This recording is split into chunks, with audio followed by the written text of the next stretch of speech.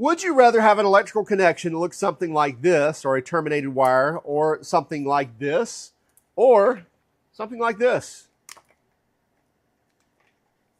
There are many different ways you can tackle wiring.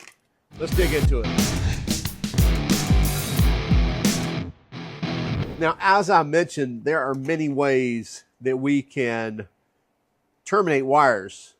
And one of those is just purely taking something like a ring terminal or a spade terminal. Trim this down a little bit. No sense in having any more stick out than we should. And then when we're using a closed barrel connector, meaning like this here, meaning that attachment point is all the way around. It's not open at all. So that's a closed barrel. In this case, it's actually a soldered or a welded seam as well, which I highly recommend that when you are doing mechanical fasteners and you are doing things like that, like putting on ring terminals or spade terminals, and this is the best you got, that is probably the best. And then using a crimper that's made for non-insulated crimpers, because we get a very solid connection. And by the way, I always like to crimp for these non-insulated crimpers on the opposite side of the seam. Meaning the seam is over here, as you can see it, even though it's welded, and then I put the crimper on the back side of that, which I believe stands for a stronger crimp. Then we can slide our insulation or heat shrink on, heat it up, and when you have good heat shrink that has the adhesive in it, the adhesive is going to push out of there. You've got a nice sealed connection, but we still have kind of a connector that's open to the elements, if you will. Now, we could then cut that off. Could then step up, and we could go to, say, like a spade connector that also has like some insulators. Like this package here comes with these little insulators you can put on here, and you can crimp these. And so here's how this one goes. Let's go ahead and trim the end of these wires. By the way, don't trim more than you need. In this case, you want to put this insulator on. You got to make sure that you're using the right one. This one's for the male. This one's for the female. So put that on first. So you could also probably put heat shrink on here. Not probably. You definitely could put heat shrink on here. And then what we want to do here, our wire is actually a little too long, because what we want happening here is this crimp right here, that crimp is going to crimp onto the copper wire, and this crimp here, these taller tongues, are going to bite on the actual insulation of the wire. And if you look on these crimpers that actually came with the kit, there's kind of a two-step, meaning when I close this down, this is a larger opening over here than it is over here. So that tighter connector is going to bite on that inside one, and the wider crimp is going to bite on the outside. Now you may have to take these tongs and just kind of bend them in just a touch.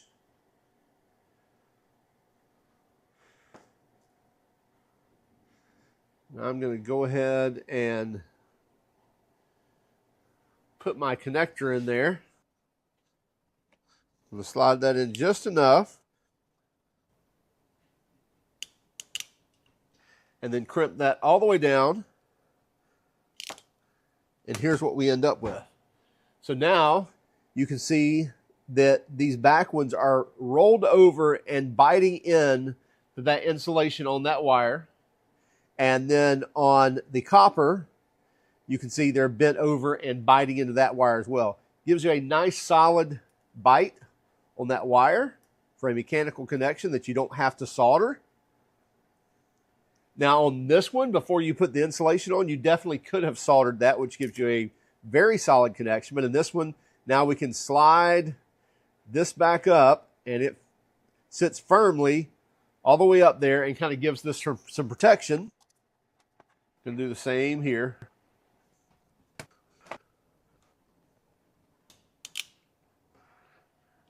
Crimp it down. Nice solid connection there as well. Then we can slide this one all the way up. Actually, we put the wrong insulator on here. We'll speed this up for you. Nice strong bite. Slide the insulator up. And now you can use these to connect together. And now you have somewhat of a weather resistant connection. I would not call that weatherproof or waterproof, but at least a weather resistant connection. Now let me show you something that may help in making things just a little bit stronger. And that is when you're kind of in between sizes or connectors.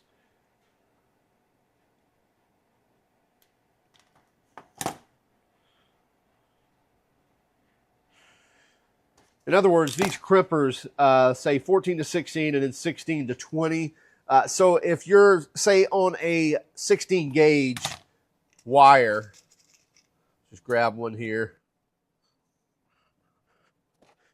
And we're going to do it on the larger size because really starting this one in the smaller probably wouldn't start. But just going to show you on those marginal ones.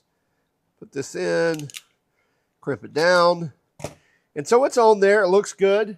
However, on those in-between sizes, I can go ahead and step it down to the smaller one, to the next size down once you've crimped it, and just squeeze it. And make sure you're not applying too much pressure that it's going to actually destroy the insulation. But if it feels decent, you're not having to apply too much pressure, go ahead and crimp it down. And it's just going to do a nice and tight and a tighter bond on that to give you just more strength on holding that wire, slide my insulation up. So again, on those in-between sizes that may be in between the two, go ahead and start it on the bigger one. And then once it finishes, then put it over here and put it on that smaller crimp, and you'll feel it just get a tighter bond and a better grip on both the insulation as well as on the copper. But we can still do better. So you can buy these kits, and by the way, I've got these in 2-wire.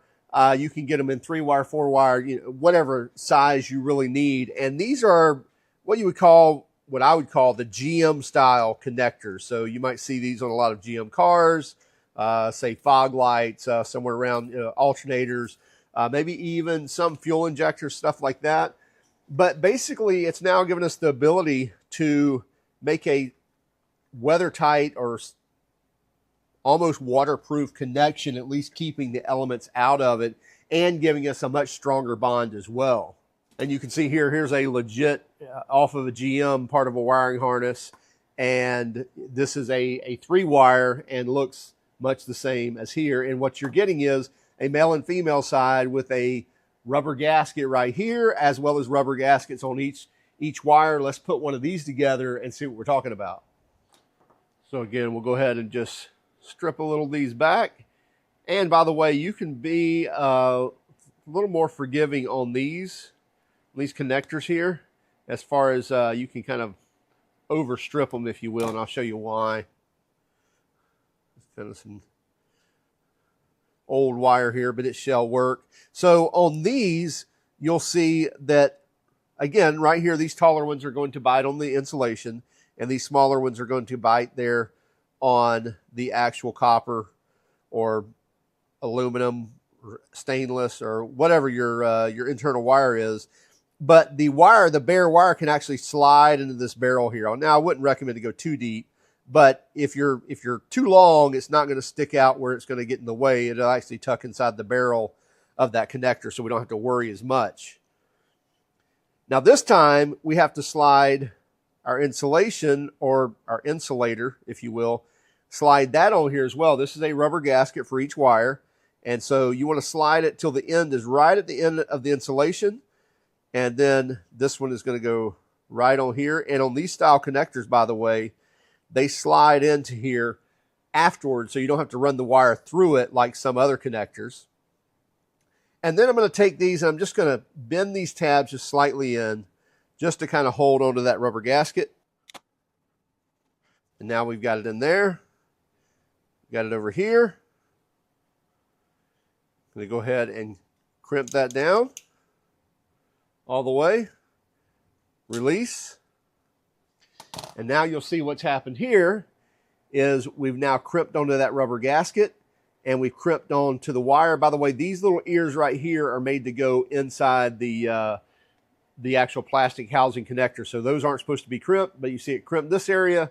It crimped this area as well in one swoop. Let's go ahead and get the other one done.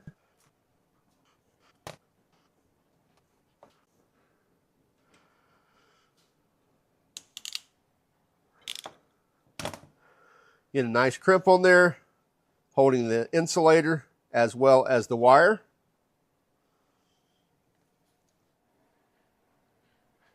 Now these are the male, and they are going to slide in just like this.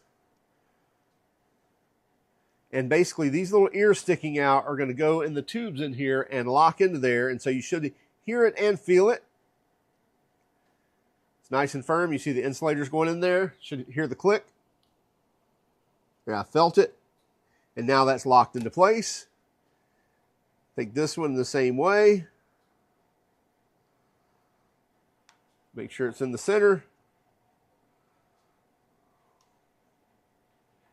And that one's locked in too. And then once you're confident that they're locked into place, the insulators are in there, then this is going to close down and lock down.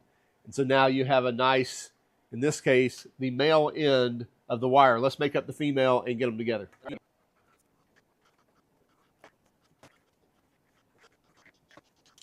So now we've got these two done. The same way, these are going to push into the back, slide in and lock.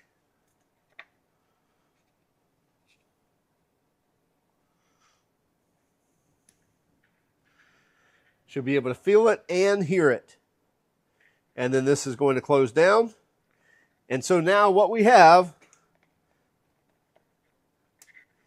is a sealed connection that can now be removed on and off probably as many times as you want. But now that's nice and sealed from the elements, both from the wire actually getting water down inside the connection, actually from the connection itself. And now it's easily removable with just the flip of a little clip there.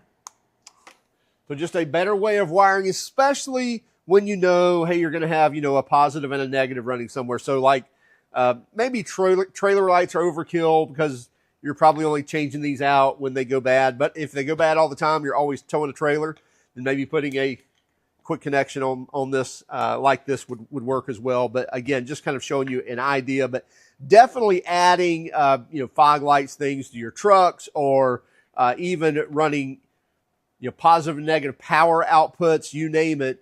Being able to go to a weather tight system really makes a lot of sense. This kit here was $26. It includes everything you see here. I believe it's 20 different, I think it's 20 male, 20 female, the insulating boots, everything else. This is an open barrel connection kit, and it comes with these crimpers as well. And I believe this kit was like 24 or 25 bucks. And if you needed to buy the crimpers, you can buy the crimpers on Amazon for about around 20 bucks, 18, 20, $25, depending on which ones you get, but you can get them with the kits as well. Now we'll have another video coming up that'll include Deutsch connectors, but that's really driving the cost up. So we thought we'd do that independently. But anyway, let us know what you think and what's your ideas on wiring.